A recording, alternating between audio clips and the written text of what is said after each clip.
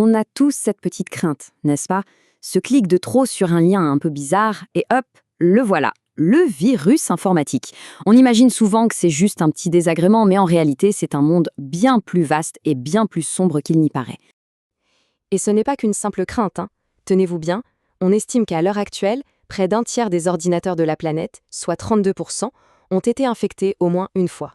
Mais le plus fou, ce n'est pas le chiffre, c'est ce qu'il se passe en coulisses. Car, comme le soulignait cette citation, derrière un simple virus se cache parfois une véritable industrie du crime organisé ou même des guerres secrètes entre services de renseignement. Et c'est cet univers souterrain qu'on va explorer ensemble en suivant le modèle bien connu de l'iceberg.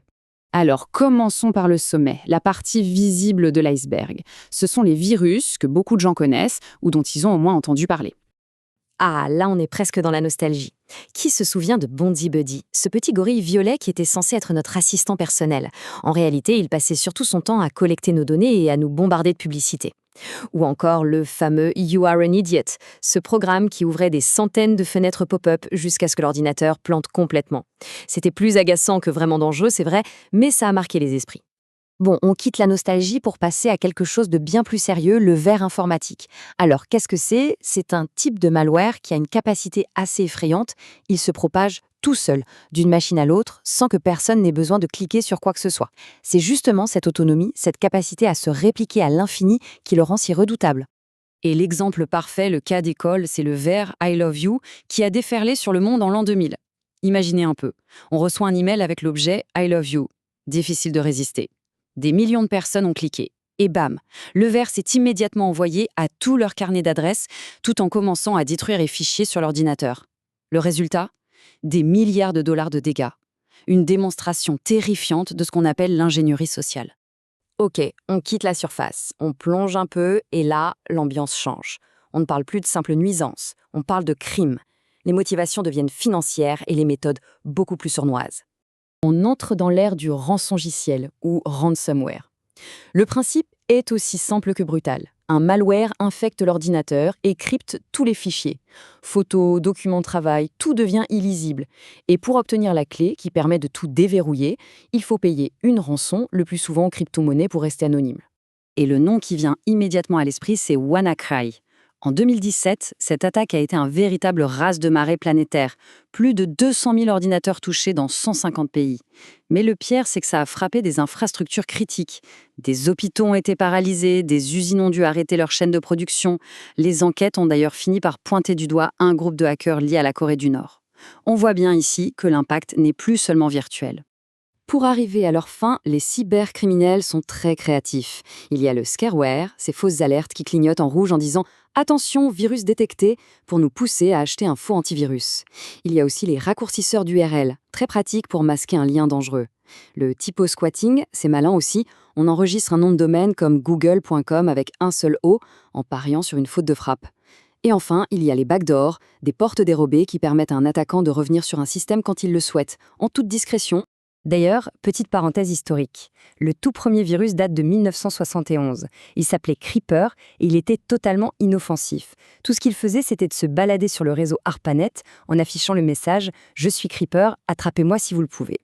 Pour le contrer, un autre programme a été créé, Reaper, qui est de fait devenu le premier antivirus de l'histoire. C'était une autre époque, bien plus innocente. Allez, on continue notre descente. Là, on entre dans des zones beaucoup plus techniques, avec des méthodes conçues pour une seule et unique chose, être totalement indétectable. Il y a une distinction capitale à comprendre ici. Un malware classique, c'est comme un cambrioleur qui laisse des traces de pas. Il installe des fichiers sur le disque dur et un bon antivirus finit par les repérer.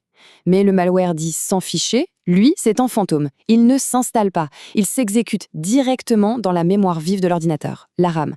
Et quand la machine s'éteint, les traces disparaissent. Ça le rend incroyablement difficile à repérer.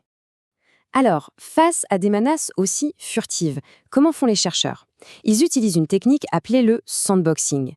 L'idée, c'est de créer un bac à sable numérique, un environnement totalement isolé du reste du système. C'est là qu'ils vont exécuter le virus en toute sécurité pour observer son comportement, comprendre ce qu'il essaye de faire sans prendre le moindre risque. C'est un outil absolument essentiel. Et justement, en parlant d'analyse, revenons une minute sur WannaCry.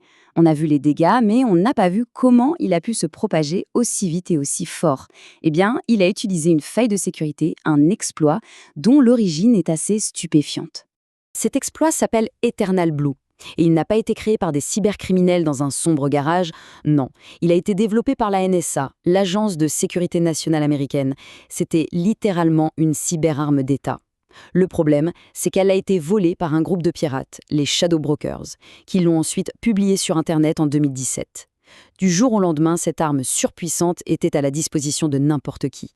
Et avec ça, on touche le fond de l'iceberg. On n'est plus dans le crime pour l'argent, on est dans la cyberguerre.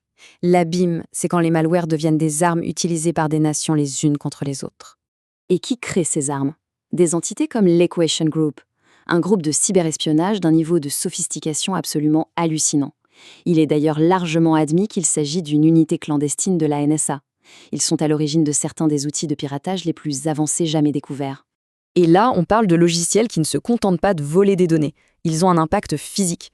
Le cas le plus célèbre, c'est Stuxnet, un ver conçu spécifiquement pour saboter le programme nucléaire iranien en détruisant physiquement leur centrifugeuse. C'est considéré comme la toute première cyberarme. Il y a eu aussi un destroyer, utilisé pour plonger une partie de l'Ukraine dans le noir en 2016. Ou même, bien avant ça, le virus Tchernobyl, qui en 1998 pouvait rendre un ordinateur définitivement inutilisable. La frontière entre le numérique et le réel s'estompe complètement. Et parfois, la menace vient de là où on l'attend le moins.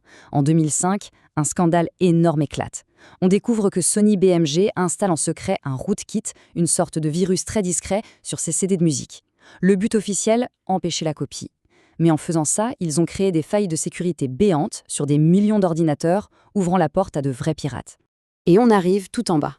Le noir complet. La couche la plus profonde et la plus inquiétante de l'iceberg. Celle qui nous donne un aperçu de l'avenir des menaces. Ici, le mot-clé, c'est botnet. C'est un réseau de milliers, voire de millions d'appareils piratés. Des ordinateurs, des serveurs, mais aussi de plus en plus d'objets connectés. Ils sont tous infectés par le même malware et contrôlés à distance par une seule personne. C'est une véritable armée de zombies numériques. L'exemple le plus spectaculaire, c'est le botnet Mirai. Sa méthode était d'une simplicité diabolique. Il scannait Internet à la recherche d'objets connectés, comme des caméras de surveillance ou des routeurs, qui utilisaient encore leur mot de passe par défaut, du genre admin-admin. Une fois l'appareil trouvé, il l'infectait et l'enrôlait dans son armée. Avec cette puissance de feu, Mirai a lancé des attaques si massives qu'il a réussi à mettre hors ligne des géants comme Twitter, Netflix ou Spotify. Et tout ça nous laisse avec une question assez vertigineuse. Si de simples objets du quotidien, une caméra dans un salon ou un routeur, peuvent être transformés en armes capables de paralyser une partie du web mondial, alors à quoi ressemblera le champ de bataille de demain ?